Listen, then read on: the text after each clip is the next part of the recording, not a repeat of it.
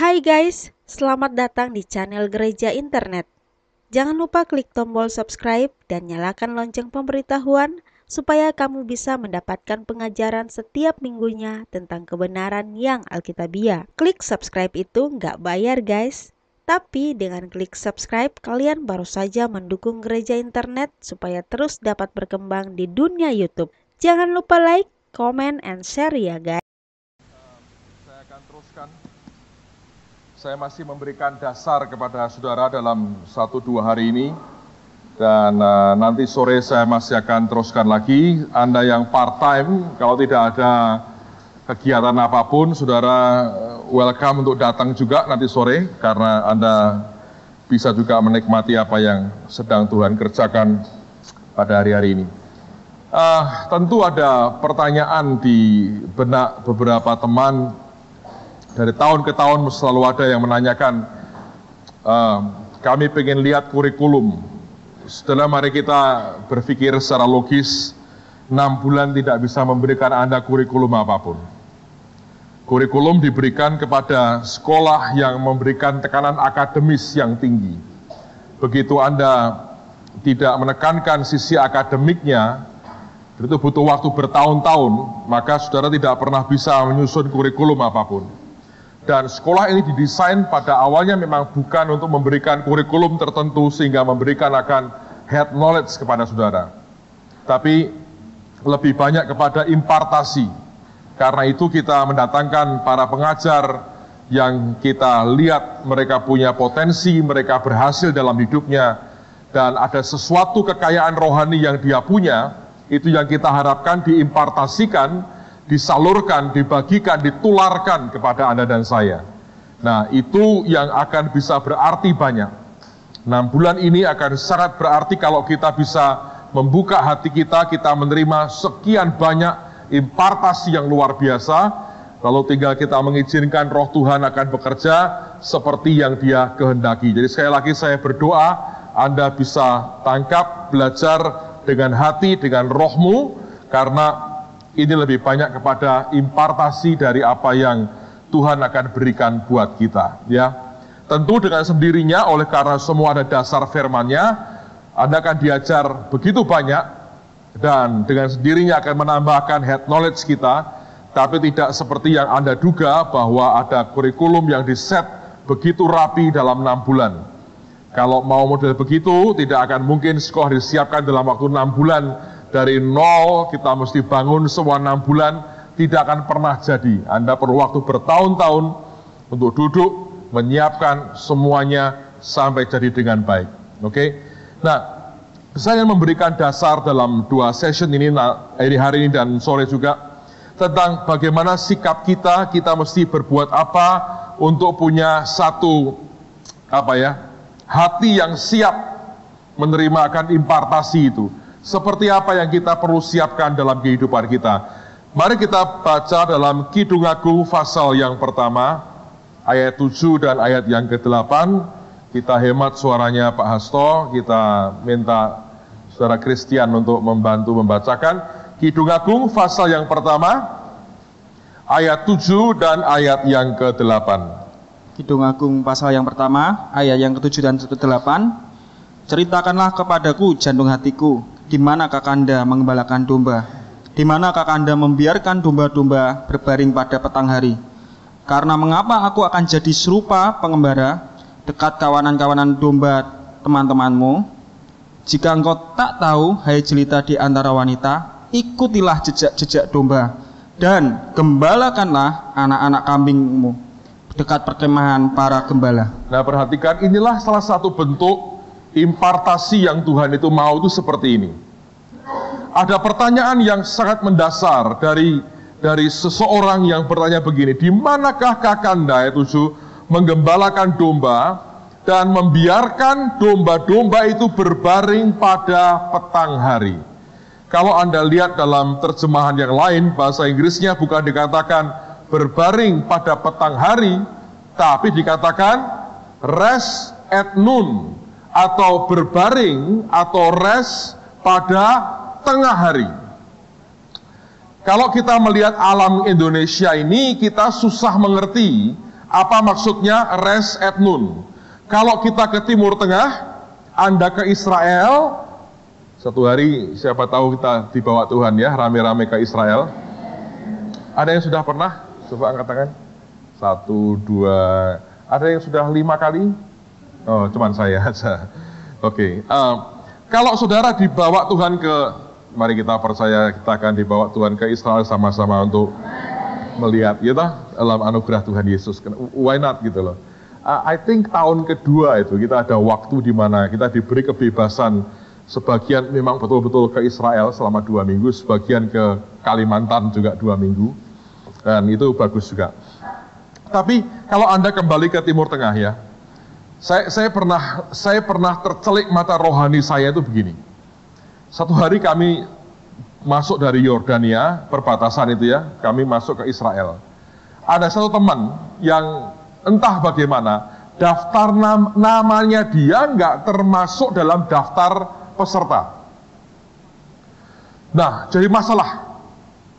Beberapa jam kami stuck di border itu, hanya nungguin satu orang ini. Sebetulnya pagi jam 10 sudah nyampe, jam 12 kira-kira, baru kita bisa keluar. Lalu guide-nya bisa ngomong Indonesia. Dia bilang, kita harus rubah dulu ini rute kita. Sekarang kita pertama-tama menuju ke Qumran aja. Kita lihat tempat di mana orang menemukan gulungan kitab Nabi Yesaya.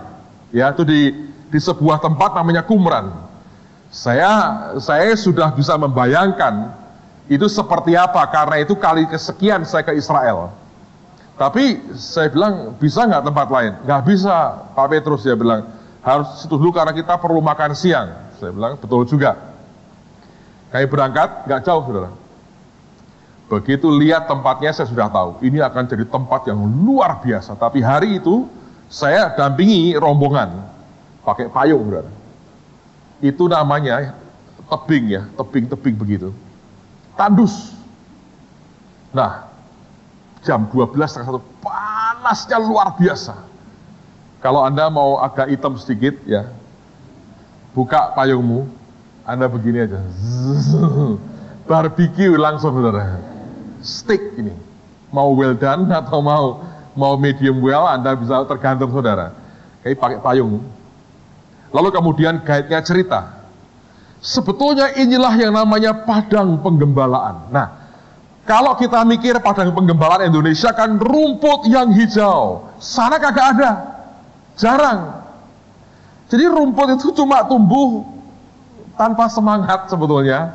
Kecil begitu ya. Tumbuh nggak niat tumbuh, ya begitu aja. Dan disitulah domba itu makan rumput itu, sehingga harus dibawa pindah terus saudara, karena nggak banyak. Ya rumput hijau itu nggak banyak.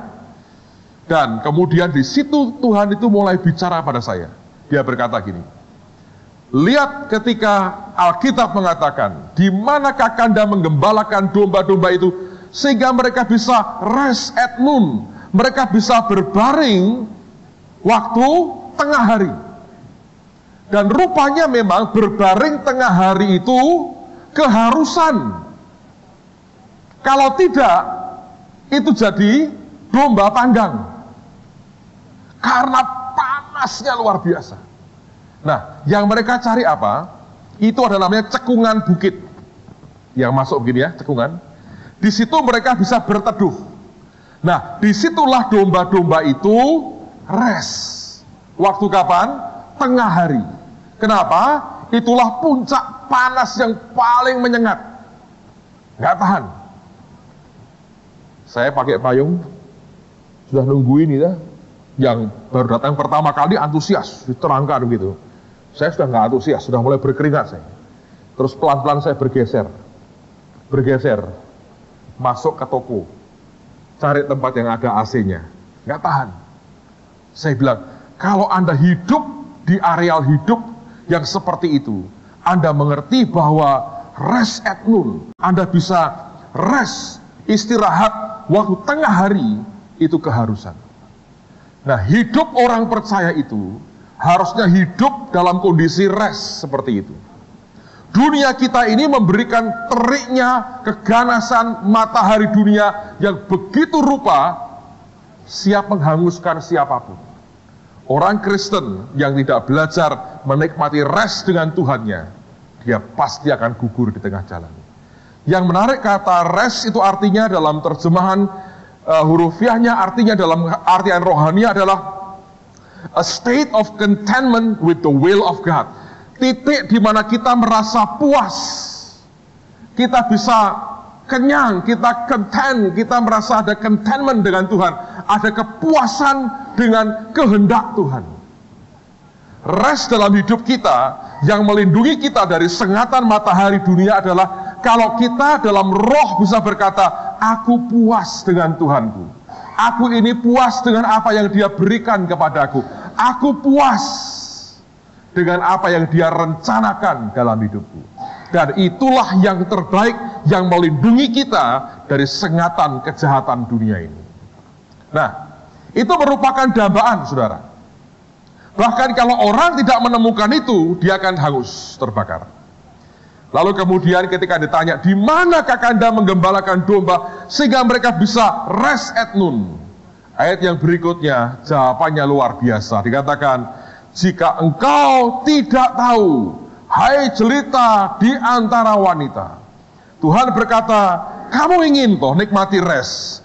Jika engkau tidak tahu, hebatnya Tuhan tidak berikan teori.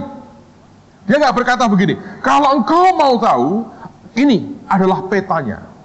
Kamu tahu itu utara, selatan, timur, barat, ini barat daya, ya kamu pakai kompas. Ke timurlah kira-kira 50 kilo. Turunlah ke jurang kira-kira 100 meter, naiklah lagi sedikit, ada gua, masuklah ke situ, jangan berhenti, turun lagi sedikit, ada sungai, nyebrang, naik lagi, ada gua lagi, nah kira-kira kurang lebih di situ, enggak?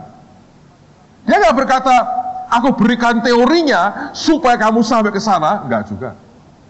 Tapi dia berkata, jika kamu tidak tahu, dia berkata, simple, sederhana. Ikutilah apa? Jejak-jejak domba. Luar biasa. Alkitab kita ini, saudara, penuh dengan jejak domba.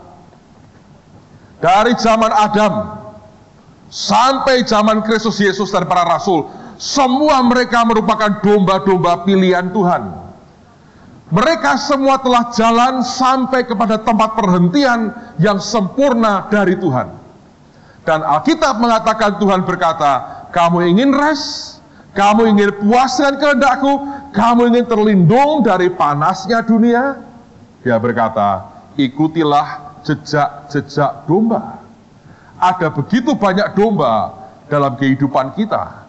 Orang-orang yang telah menikmati akan titik rest tertentu dengan Tuhan, dia pergi dan dia tinggalkan akan jejaknya.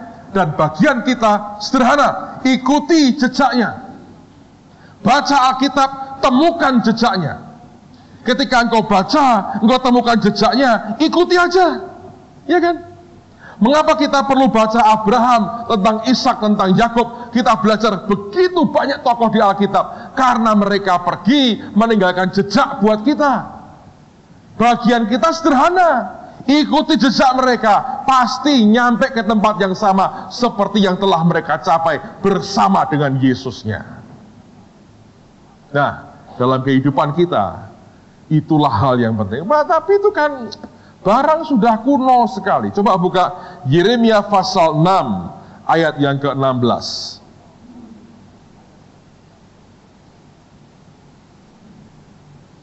Yeremia pasal 6 ayat yang ke-16. Silakan Christian.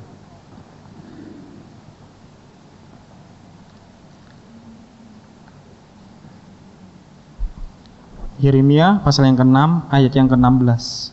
Beginilah firman Tuhan. Ambillah tempatmu di jalan-jalan dan lihatlah. Tanyakanlah jalan-jalan yang dahulu kala, di manakah jalan yang baik? Tempuhlah itu. Dengan demikian jiwamu mendapat ketenangan. Tetapi mereka berkata, kami tidak mau menempuhnya. Ini kebodohan ya. Karena orang seringkali sombong, orang berkata, kami ingin jalan yang baru. Tuhan berkata begini, dalam bahasa Inggrisnya, as for the old path, bertanyalah pada jalan-jalan yang lama itu? Where is the good way? Di manakah jalan yang baik? And walk therein, dan berjalanlah di atasnya. Dan dikatakan, and ye shall find rest for your soul, dan engkau akan menemukan akan rest bagi jiwamu. Ya, jadi jejak yang lama yang para tokoh iman ini tinggalkan buat kita, ini bukan jejak yang kuno yang kita bisa abaikan. Lihat bahwa inilah jejak yang akan membawa rest pada jiwa kita. Orang Kristen sebetulnya simple langkahnya. Tuhan berikan begitu banyak jejak yang menuju kepada arah yang sama. Bagian kita tinggal jalan di atasnya dan kita ikuti kemana mereka pergi. Lalu kita akan tiba di tujuan yang sama yang mereka juga capai. Jadi selama 6 bulan ini, ikutilah jejak domba. Anda akan ditunjukkan begitu banyak jejak. Ikuti saudara. Satu hari aku akan berkata, akhirnya aku tiba juga di tempat yang pernah aku impikan dalam kehidupanku. Amen. Nah, ada 3 hal yang kita harus perhatikan sekarang. Bagaimana cara kita mengenali akan jejak-jejak tersebut. Oke, sederhana sekali. Yang pertama, tidak ada pilihan lain. Anda dan saya harus membaca seluruh Alkitab kita ini. Dari Kejadian sampai Wahyu, Anda harus baca semua. Saya mau tanya, siapa yang pernah baca Kejadian sampai Wahyu selesai? Coba angkat tangan. Bagus, teruskan. Sebab itu penting buat kehidupan kita. Kalau kita tidak baca sampai tuntas, maka akan berakibat kita tidak tahu yang kita ikuti yang mana. Yang belum pernah baca sampai selesai, selama 6 bulan ini buat target, dalam 6 bulan aku akan baca sampai selesai. Amen. Nah, mengapa kita harus baca sampai selesai? Yang pertama, tentu memberikan pengertian kepada kita, keseluruhan pengertiannya. Tentu ada pengetahuan di dalamnya, ada understanding yang muncul. Kalau orang tidak ngerti Alkitab dan tidak tahu story-nya, bagaimana kita bisa ikuti jejaknya? Ada cerita teman saya, Anda pernah dengar mungkin namanya Pak Pendeta Philip Jayabalan. Nah, siapa yang pernah dengar nama beliau? Orang ini, saya sering cerita ini karena ini menarik sekali. Orang ini merintis satu Bible School di India.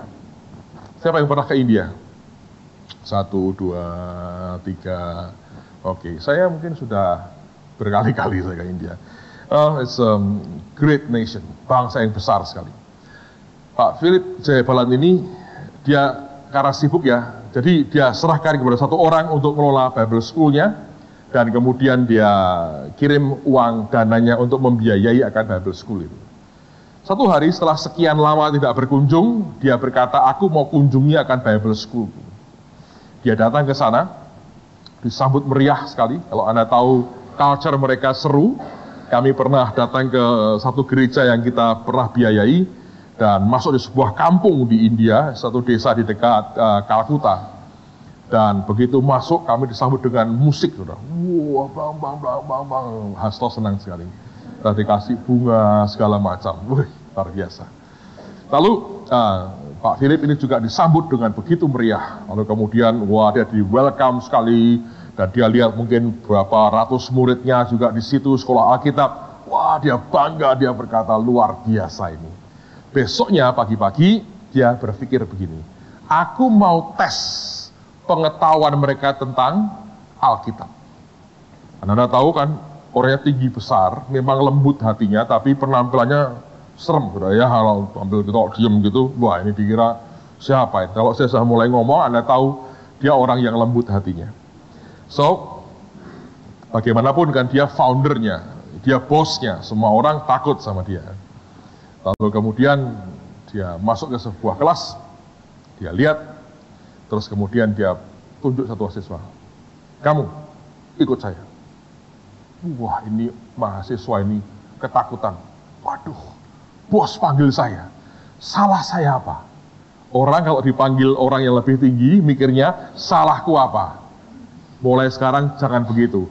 Berkat apa akan aku terima? Ya toh? Harus begitu dong. Ini salah sudah. Wah, salahku apa?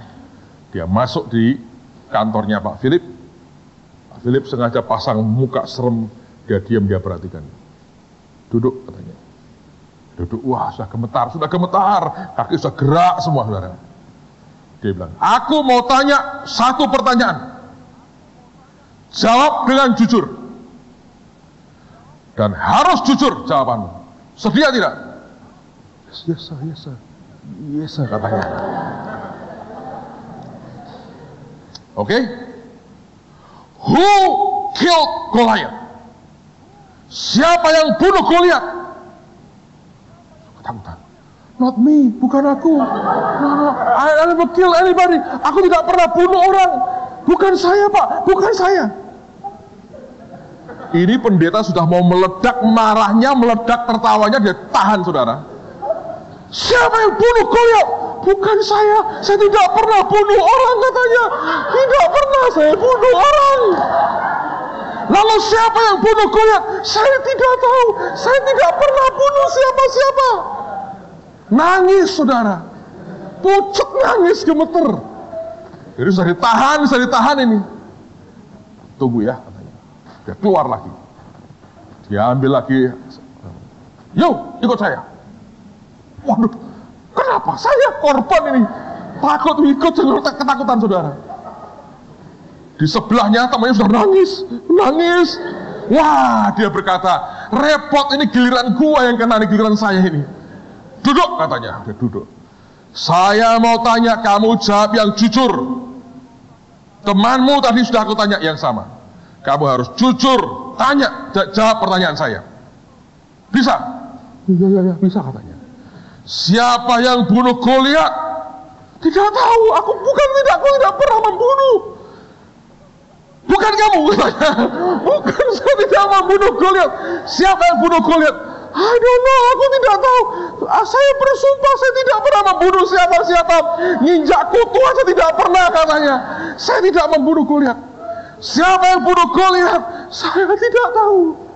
Anda tahu perasaan ini, sudah dikeluarin duit banyak, sejajar begitu rupa. Siapa yang bunuh Goliath? Nangis, nyembah-nyembah, aku bukan bunuh Goliath. Dia panggil dosennya. Dosen perjanjian lama dia panggil. Masuk, lihat dua mahasiswanya gemeter, nangis. Terdakwa sebagai pembunuh berdarah dingin. Dia berkata, Bapak Guru, ini dua muridmu? Oh iya, katanya. Benar kamu yang ngajar mereka? Iya. Mereka anak baik? Iya. Bukan pembunuh? Bukan. Saya tanya ke mereka, siapa yang bunuh Goliath? Mereka bilang bukan mereka. Menurut kamu bagaimana? Iya, aku yakin bukan mereka. Mereka tidak pernah bunuh siapapun, katanya. Saya tahu ini anak-anak saya, mereka orang baik, tidak pernah bunuh Goliath. Saya mau tanya, saudara, siapa yang bunuh Goliath? Saya takutnya, bukan saya. Bacalah Alkitab, saudara. Ngerti ya, saudara ya? Kenapa harus baca Alkitab? Ya memang harus baca, supaya Anda ngerti ceritanya. Kalau tidak, dari mana kita tahu? Nggak tahu kan? Siapa yang bunuh Goliath? Bukan saya. Ya jelas Daud yang bunuh. Tanggap ya. Saya harap Anda baca ini firman. Kalau engkau mau tahu jejak dari Daud, ya baca tentang Daud. You have no choice, Anda nggak punya pilihan. Kalau itu Anda kerjakan, saya yakin ada sesuatu akan mulai berubah dalam kehidupan kita. Kita akan mau ikuti akan jejak domba-dombanya Tuhan. Oke, tapi ada hal yang kedua. Coba buka Yohanes 14 ayat yang ke-26. Yohanes 14 ayat yang ke-26.